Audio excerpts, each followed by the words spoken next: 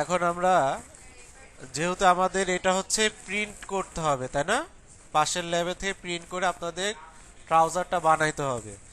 যেহেতু আমাদের এটা গারবারে আছে, এই গারবারের প্যাটার্নটা বের করতে হলে আমাকে ল্যাকটা মডারিসের সফটওয়্যারে নিয়ে যেতে হবে, যেহেতু আমাদের প্লোটারটা হচ্ছে ল্যাকটা মডারিসের। ঠিক আছে, তাহলে আমাদের এটা হচ্ছে যে ডিএক্সএফ করে মডারিসে আবার নিয়ে যেতে হবে ফাইলটাকে ট্রান্সফার করে, তাহলে আমি প্রিন্ট করতে পারবো। সেটা আপনারা কিভাবে করবেন এটা দেখে নেন একটু। ধরেন আমার হচ্ছে ট্রাউজারের ব্যাক পার্ট ফ্রন্ট পার্ট করা হয়ে গেছে। হ্যাঁ, হ্যাঁ, রেকর্ড চলতেছে অলরেডি। আমার ব্যাক পার্ট এবং ফ্রন্ট পার্ট আমি এটা ডিএক্সএফ করে মডারিসে কিভাবে ওপেন করতে হয় সেটা দেখাই দেবো। হ্যাঁ, আর ওই মডারিস ফাইলটাই আপনারা হচ্ছে যে ওখানে স্যারকে দিয়ে দেবেন।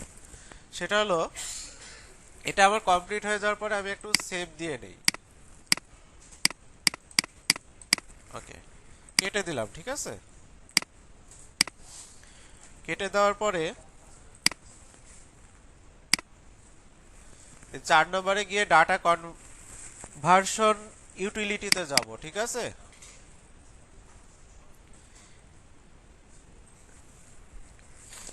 এখন এখানে ভিউ থেকে দেখেন এক্সপোর্ট করতে চাচ্ছি আমি। ঠিক আছে, এই যে এক্সপোর্ট ফর্ম অ্যাকোয়ামার্ক, ঠিক আছে, ASTM, এই ফরম্যাটে আমি হচ্ছে যে ডিএক্সএফ ফাইল করব। এখানে আমার হচ্ছে এরিয়াটা দেখাই দেই।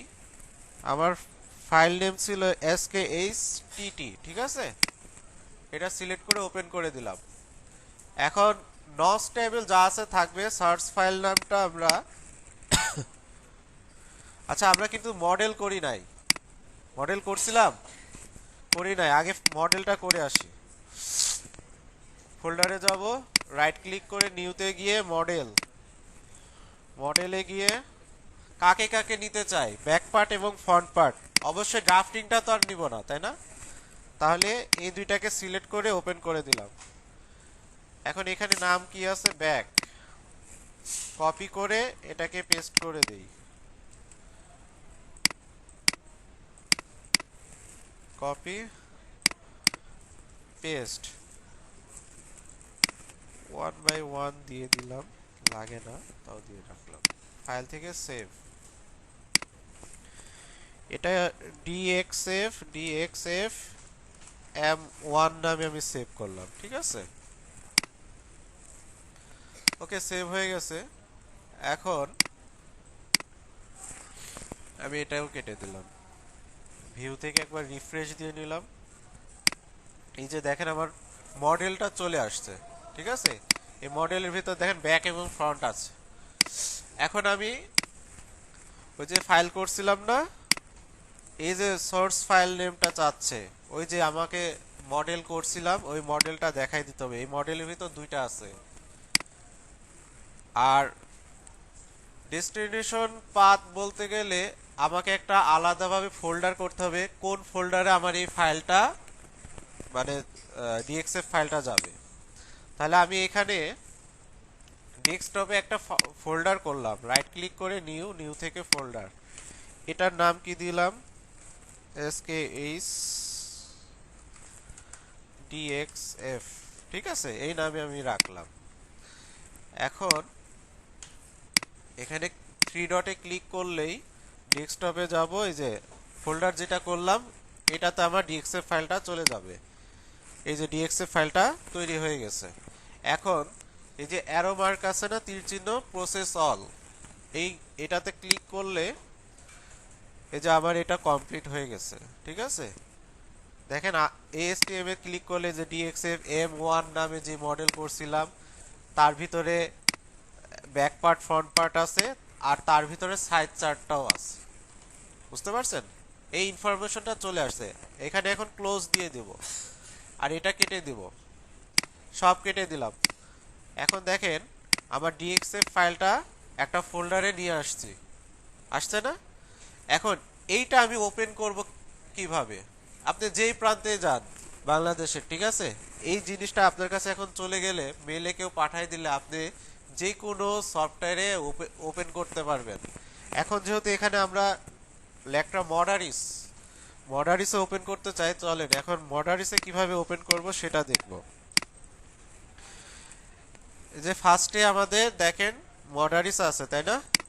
এই মডারিসটা ওপেন করে দেই।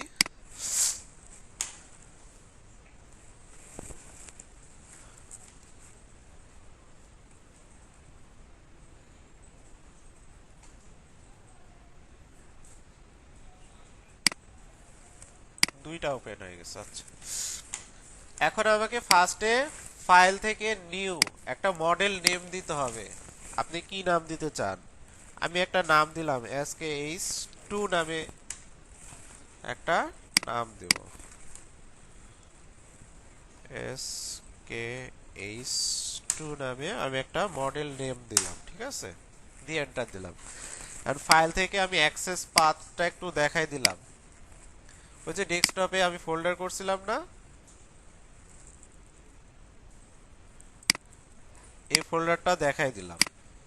ওকে, এখন আমি তো এক্সপোর্ট করছি, এখন ইম্পোর্ট করব না? ইম্পোর্টে ক্লিক করার পরে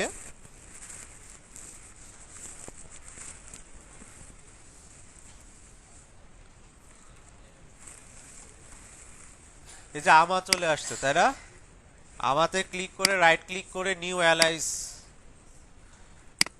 অ্যালাইসের নাম দিতে পারেন, এটা যে কোনো একটা নাম দিতে পারেন, ঠিক আছে?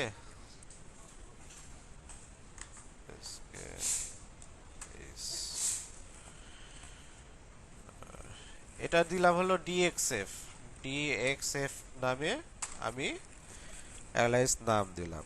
অ্যাক্সেস পাথ চাচ্ছে, আমি এই যে ফোল্ডার করছিলাম না ডিএক্সএফ, মনে আছে? বাইরে যে ডেস্কটপে একটা ফোল্ডার করছিলাম ওইটা দেখাই দেব, দিয়ে ওকে দিলাম।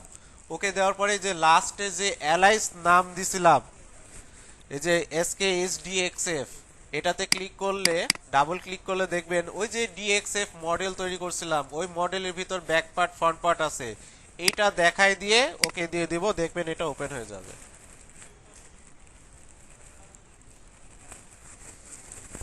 একটু লোড নিবে, হ্যাঁ, কিছুক্ষণ অপেক্ষা করবেন। এই যে চলে আসছে, আসছে। এখন আপনি এটাকে আবার সংশোধনও করতে পারবেন। কিভাবে? দেখেন, এটার নাম আমি এখন দিতে চাই, প্রিন্ট আউট হবে কিন্তু এখন এইটার থেকে, ঠিক আছে?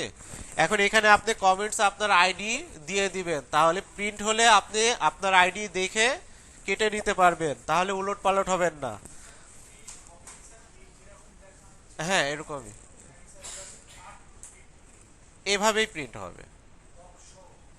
না, বক্স না, শুধু আমার এই প্যাটার্নটা প্রিন্ট হবে। এই যে এখন আমরা আইডিটা দিয়ে দেব, এখানে তো আইডি দেওয়া নাই, তাই না? এখানে আমরা এখন এডিট করে দেব, এডিটে গিয়ে এডিট।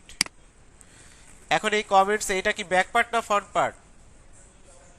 Back part. আর এটা হলো ফ্রন্ট পার্ট। তাহলে এই যে কমেন্টে গেলাম, একটা লেফট ক্লিক করলাম, ব্যাক স্পেস দিয়ে আইডি ধরেন আমি জানি না, আপনারা আইডি দিবেন, আমি ধরেন SKH দিয়ে আপনাদের ব্যাচ 241 এটা নাম লিখলাম, front part, back part BACK, ঠিক আছে? এন্টার। এই যে দেখেন ব্যাক চলে আসছে। এখানে মনে করেন কোন স্টুডেন্টের একটা না আইডি দিয়ে দিলাম 241073 এটার নাম দিলাম হলো ফ্রন্ট, ঠিক আছে? অ্যালাউন্স সহ আছে। আর আপনি যদি মনে হয় যে অ্যালাউন্স নাই, তাহলে আবার আপনাকে F4 এ গিয়ে সিম করতে হবে। এটাতে লেফট ক্লিক করতে হবে, রাইট ক্লিক করতে হবে, লেফট রাইট। দেখেন বাইরে আসছে না?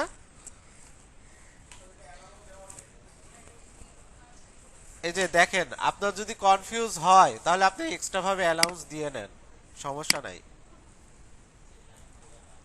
কত করে? চারপাশে 1 দিলাম, এটাও চারপাশে ধরেন 1 দিয়ে দিলাম।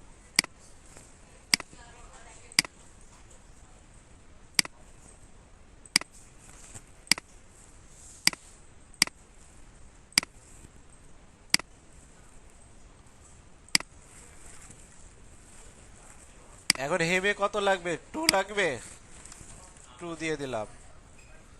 এটারও হেমে 2 দিয়ে দিলাম। শেষ। ঠিক আছে।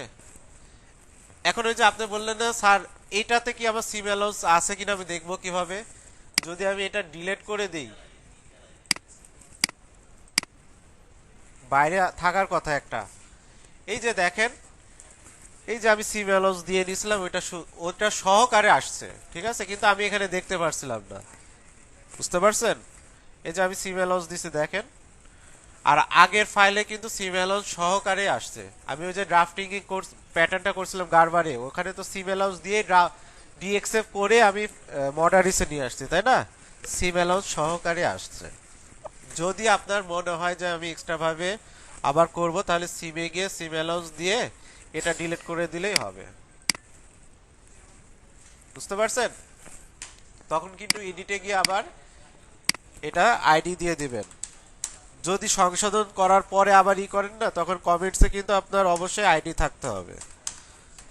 এটা হলো ফ্রন্ট পার্ট। এইভাবে আমাদের কাজ করে ফাইল থেকে সেভ দিয়ে দিব 2বার।